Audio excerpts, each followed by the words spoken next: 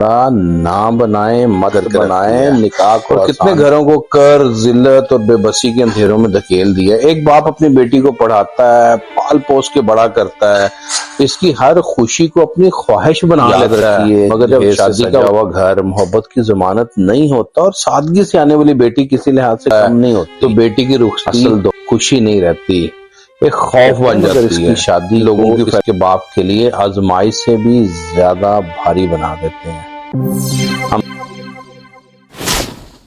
اگر دوستو stylish business میں خالد بھٹی۔ اچھا، آپ کو پتا ہے پاکستانی معاشرے کی سب سے دردناک سماجی برائیوں میں سے ایک جہیز اور نمود و نمائش کا ظلم ہے۔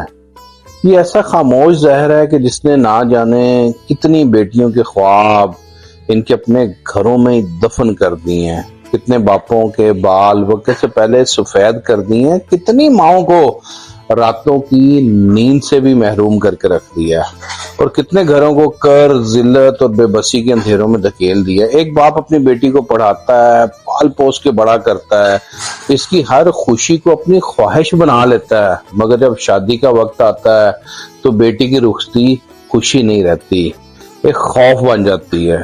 لوگوں کی فہرستیں، فرنیچر کی فرمائشیں، گاڑیوں کے مطالبے، مہنگے کپڑے، زیور، دعوتوں کا بوجھ، اور لوگ کیا کہیں گے کہ تلوار اس باپ کے سینے پر رکھ دی جاتی ہے۔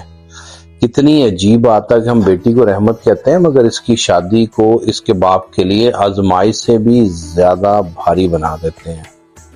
ہم دین، اخلاق اور عزت کی باتیں تو کرتے ہیں، لیکن جب کسی غریب کی بیٹی ہمارے گھر میں آتی ہے تو اس کے ساتھ لائے ہوئے سامان سے ہی صرف ہم اس کے نہ کردار سے، نہ اس کے اخلاق سے، صرف اس کے ساتھ لائے ہوئے سامان سے ہم اس کی عزت ناپتے ہیں۔